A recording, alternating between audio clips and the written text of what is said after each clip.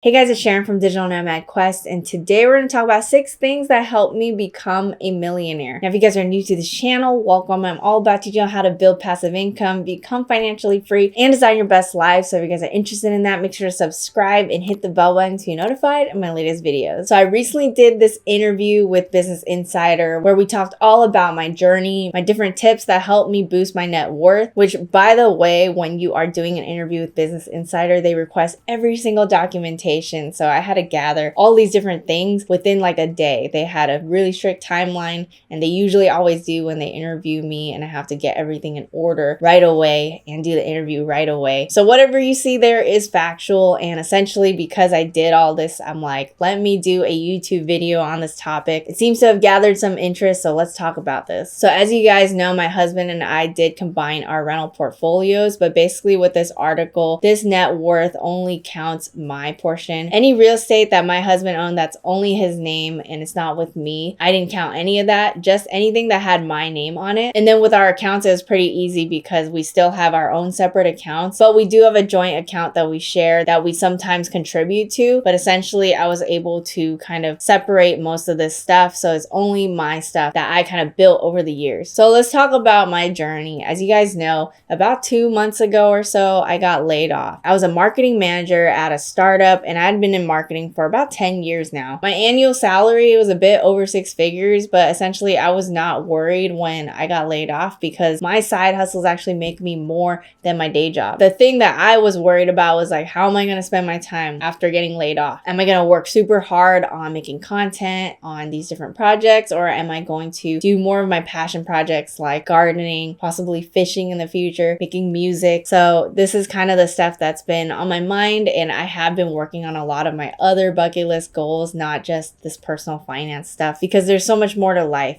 You create this freedom so you can be in touch with the things that you actually value, that you get to pursue because you have the time now. So basically by the age of 31, I am retired from that 9 to 5. I don't depend on that paycheck. I spent around 7 years building these multiple income streams, basically my whole life though, working on my personal finances. So over 10 years working on my personal finance because I've always had that save and invest mentality. I'm lucky that my parents kind of instilled that in me. My earnings now come a lot from ad revenue, affiliate marketing, online courses, sponsorship, selling on Amazon and Etsy, as well as getting cash flow from real estate. This all sounds really cool, but I didn't have all these things when I first started. When I first started, I didn't have enough to invest in real estate. Stocks was the most accessible route for me, and I did have a good head start because my parents really cared about instilling good habits with me. So they actually helped me open a brokerage account in 2003, but obviously because I didn't have a full-time job yet, I wasn't able to allocate that much to it. I did start taking part-time jobs as a chess teacher. Like I was a chess teacher at 5 different chess schools, and I took different jobs in college, like as a resident assistant, an event assistant. I took multiple summer internships, and that allowed me to kind of contribute to my accounts a little bit more. But at the time, again, I wasn't making that much, and opening this account was really to encourage me to get into the habit of investing. It wasn't until I began working in 2011 when I started allocating funds to my Roth IRA. The Roth IRA is an after-tax retirement account. This means contributions are not tax deductible when they're made, but they can grow tax-free over time. So any earnings from your investments, you're keeping it in that account, it can grow tax-free over time. So my initial goal was to max out that annual limit of $6,000. And then as my income gradually increased, I was able to put the rest into a brokerage account instead of just my retirement accounts. In 2021, I was able to finally get access to a Roth 401k because they had that benefit later on with that job. And this allowed me to contribute to retirement pre-tax, and it had a higher contribution limit of $21,500, which I would max out. So in the article here, they actually didn't include some of the numbers in some of my other accounts, which would have brought up that net worth at least like 100 to 150k, but it's all good. I don't want to give the exact numbers right now. If you guys do want those exact numbers of what they reported, you guys can check out the article. At the time of the article, my stocks were down at least $150,000 actually, but I wasn't worried because I knew that there was a downturn in the stock market and things would pick up later. So that's kind of how you should view it with investing. You should only invest what you're comfortable with losing, and if things happen, it's okay because you're in it for the long run. At least for me, I try to set it and forget it, invest in some safe index funds and ETFs that are going to grow over time. time. I would also say that right now I am holding on to a decent amount of cash because of this volatility, and I'm kind of waiting for a good time to invest more with real estate. Actually, I've been kind of dollar cost averaging with my stocks and crypto a little bit, but I'm also holding a lot ready for my next real estate project. We are working on a project right now, but I'm like going slower than normal. Like before, we were buying properties really quickly, but I'm trying to be more patient with it and just kind of watching the market. Now within my stocks, QQQ is my biggest holding. It's an ETF that tracks the NASDAQ 100, and essentially it's a basket of stocks, so you're not investing in just one stock. So it makes it a little bit safer and more diversified. ARKW is my next biggest ETF holding, and they're all kind of technology and growth based. But as time goes on, I want to be contributing more to SPY because it does give a little bit more of a balanced portfolio. SPY tracks the S&P 500. So my real estate portfolio, actually minus all the liabilities and just counting the equity, is around $1 million. And these properties are around Georgia, Texas, and California. So let's go into my different top tips. So first off, it is having the right mindset. This was basically the first thing that came to mind when she was interviewing me, because essentially my parents instilled in me to save a lot, to buy only what you need, not what you want, as much as you can. That's kind of what I did growing up. Like my parents told me that I would never ask for anything. And when I was a kid, one day I decided I wanted a nutcracker for Christmas, and they were like, oh my God, she never asked for anything. So they like went all through different stores trying to find a nutcracker to give me for Christmas. And that's how much like I didn't spend money, right? I didn't have many things I wanted to buy. So honestly, I feel really lucky that my parents instilled this mentality in me to save and invest. And I actually do find more joy seeing my dollar amount grow versus just spending it on extravagant things. Like I don't get as much joy having these luxurious things because for me, it's like there are more things I have to worry about. But at the same time now, as like I've created these income streams and built my accounts up and net worth up, I feel more and more comfortable spending on things that I value. So like travel, I value experiences. It doesn't mean I have to fly like first class or anything like that. I'm still being kind of budget conscious because I enjoy finding deals. I enjoy spending less while getting a ton of value out of my purchases. Same thing with the music. So I love creating music, and I am okay with spending on some music equipment for me to create awesome projects. So to me, it is important to kind of align yourself with your values and spend based off of those values versus trying to keep up with the Joneses and try to impress other people. It's really easy to fall into that trap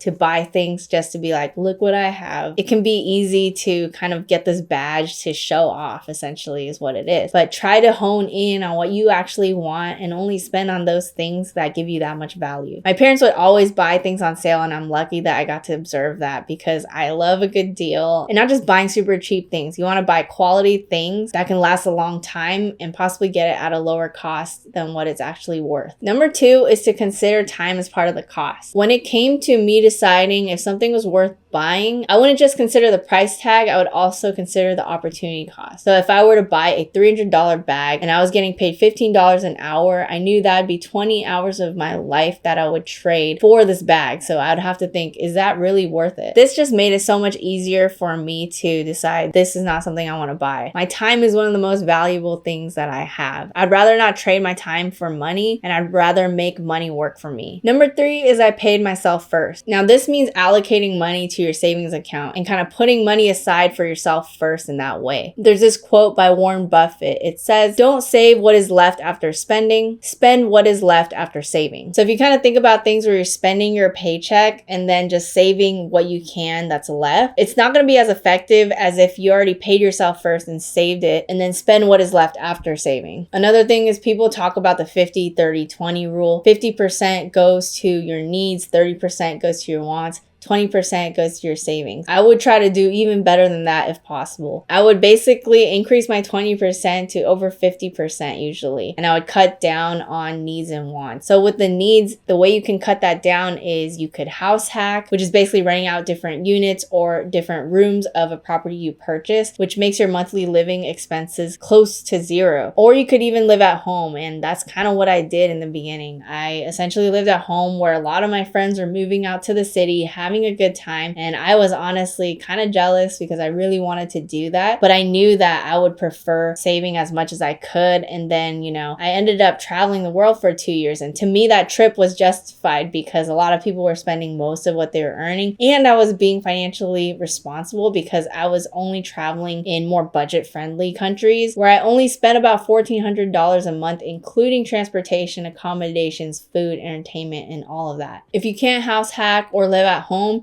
you should possibly live with roommates. You could even have a roommate live in the living room with kind of a curtain that walls it off if they're okay with it. That's actually what I did. I lived with 2 others and one person lived in the living room, and it saved a lot on expenses for rent. And like I mentioned with travel, I would do things like use Google Flights and find dates where it was cheaper to fly to the specific country. Another hack is if you are flying to like Europe, you could pick the cheapest destination first and then travel within Europe after that. That's actually what I did on our honeymoon. We flew to Lisbon first because it was the cheapest airport out of all the different countries in Europe. And then we just traveled within Europe, and it's a lot cheaper to do it that way because they have very budget-friendly airlines where you can even book flights within Europe for under $20. And then with accommodations, I would do Airbnb and I'd do month-long stays because with a month bookings, they usually have monthly discounts, and I was able to discount a lot by doing so. Number 4 is to track your expenses. So what I actually started doing while I was traveling, I tracked every single expense on my little spreadsheet and I blogged about it. I showed people that you didn't have to spend everything you earned on travel because you can do it in a budget-friendly way. My spreadsheet included categories like flights, accommodations,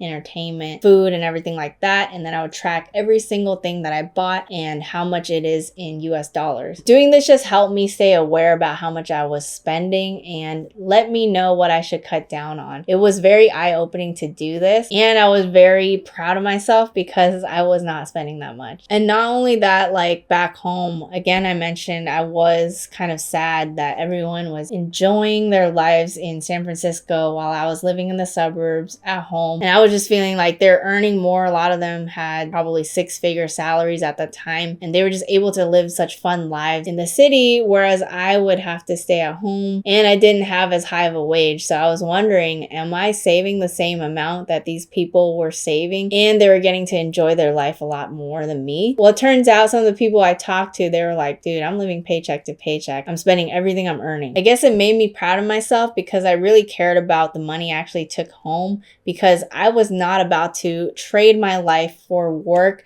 and not have anything to show for it. I was like, if I'm gonna spend 40 hours a week at work, I better be saving some money and seeing my bank account grow. Number 5 is really important to boost your income. I always talk about this. I talk about side hustles all the time, but it really changed my life. Making more money was a key factor for my journey because from my first job, I was getting paid $30K a year while some people probably already had their 6-figure jobs, especially in the Bay Area where I live. What I honestly did that helped me was I jumped jobs a lot. So I've had multiple jobs. I boosted my salary every single time I did it. You can boost your salary a lot just by doing this versus working extremely hard hoping for a promotion. I did that, but then I also started these side hustles where I sold digital products on Etsy. I started my blog.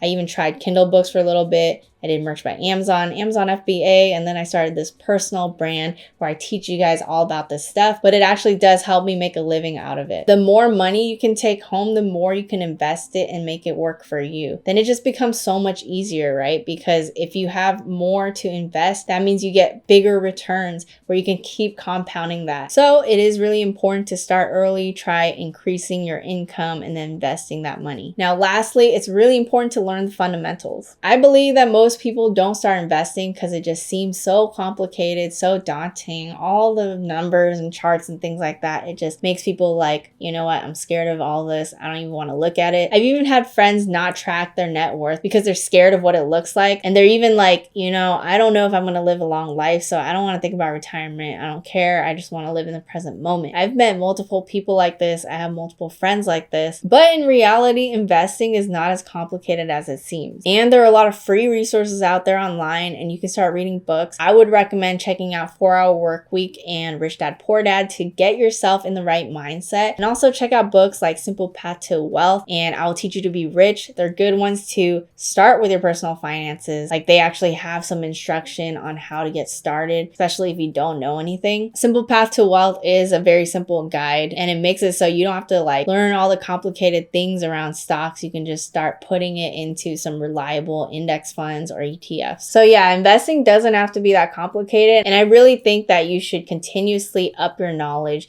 You keep watching my channel, learn more from the free resources out there. Like, there's so many videos you can watch on YouTube where you don't feel like taking a course. You don't have to, and you can probably learn most everything. But to me, I do learn best with courses, so I usually purchase courses and follow the curriculum and learn a lot from it. But basically, there are a lot of resources out there to help you with your knowledge and financial literacy. So I hope you guys enjoyed this episode on my 6 things that helped me become a millionaire. You know, when you see me now, this stage of my life is so different from where I was 7 years ago. So I feel like when you see social media and you see people killing it, you might think, oh man, they're so lucky. I wish I could have that. But in reality, well, at least for me, it took me a very long time to get to where I'm at. So it's important to start early and start building. As long as you're getting better, like 1% every day, you're gonna get really far in life. And it's never too late to start learning the fundamentals, boosting your income, saving as much as you can, and investing that money. So if you guys like this episode, smash the like button. Let me know in the comments below maybe what you did to boost your income. Subscribe, hit the bell button to be notified of my latest videos, and I'll see you guys in the next one.